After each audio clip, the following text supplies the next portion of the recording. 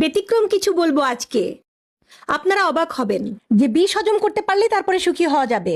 Yes, আপনি যদি সংসারে সুখী হতে চান, সত্যিই সংসারে সুখী হতে চান এবং দীর্ঘদিন ধরে সাংসারিক সম্পর্কটা সামনে এগিয়ে নিয়ে যেতে চান, দাম্পত্য সম্পর্কটাকে এগিয়ে নিতে চান, তাহলে আপনাকে সত্যি সত্যি বিষকে হজম করতে শিখতে হবে। এই বিষ, যে বিষের কথা আপনি ভাবছেন তার চাইতেও বিষাক্ত।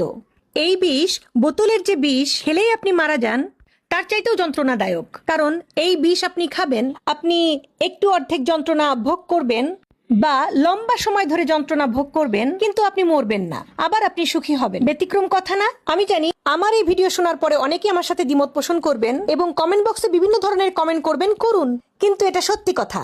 আপনাকে বিষ হজম করতে শিখতে হবে। বিষ মানে কথার বিষ, বিষ মানে অবহেলার বিষ, বিষ মানে অবজ্ঞার বিষ, বিষ মানে তীর্যকভাবে তাকানোর বিষ, বিষ মানে অবিশ্বাসের বিষ।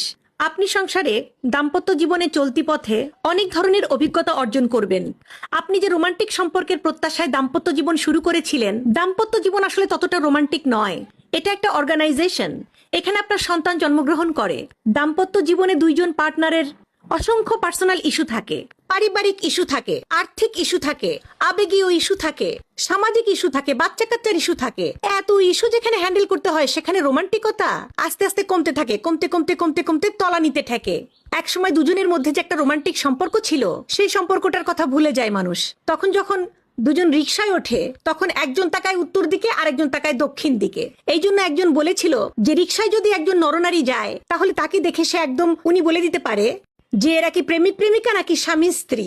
স্বামী স্ত্রী তো হওয়া দরকার ছিল প্রেমিক প্রেমিকা, কিন্তু সময়ের পরিক্রমায় এবং ব্যবহারিক কারণে, বিভিন্ন যন্ত্রণা ফেস করার কারণে একজন আরেকজনের মুখ দেখার অবস্থা থাকে না অনেকক্ষণ। সরি, আমি সবার কথা বলছি না, অনেকের কথা বলছি। এবং দাম্পত্য জীবনের যে কলহ, দাম্পত্য জীবনে যে সংকট, এটা অবশ্যম্ভাবী, এটা হবেই। কিন্তু বিষয়টা হচ্ছে আপনি এটাকে কিভাবে হ্যান্ডেল করছেন, আপনি এটাকে কিভাবে ম্যানেজ করছেন।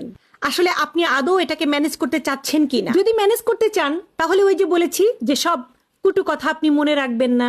অনেক কিছু আপনি দেখবেন, দেখে আপনি চোখ দিয়ে বুকের মধ্যে ঢুকিয়ে ফেলবেন, বিষটাকে হজম করে ফেলবেন। অনেক কথা শুনে আপনি ভেতরে নিয়ে নিবেন, রিপ্লাই দিবেন না। অনেক কষ্ট আপনি বুকের প্রকষ্টে জমা করে রাখবেন।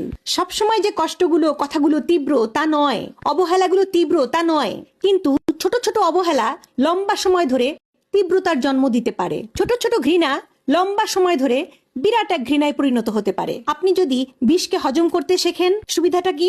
সুবিধাটা হচ্ছে যে আপনার মন মেনে নিল আপনি সংসার করবেন, আপনি সামনে যাবেন।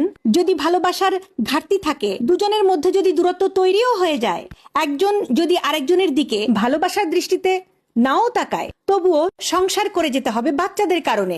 সংসারটাকে টেনে নিতে হবে এবং বিষকে হজম করে ফেললে আপনি আবার ভালোবাসতে পারবেন। আর বিষকে যদি হজম করতে না পারেন, গায়ে মেখে রাখেন, মনের মধ্যে রাখেন, তাহলে আপনি ভালোবাসার পুনর্মিলন ঘটাতে পারবেন না। আর সংসারে যদি ভালোবাসা না থাকে, একটা আন্ডারস্ট্যান্ডিং না থাকে, সংসারে যদি একটা দূরত্বের সম্পর্ক সারাক্ষণ চলতে থাকে, তাহলে আপনি সামনে যেতে পারবেন না। দূরত্বটাকে আপনি গিলে ফেলুন।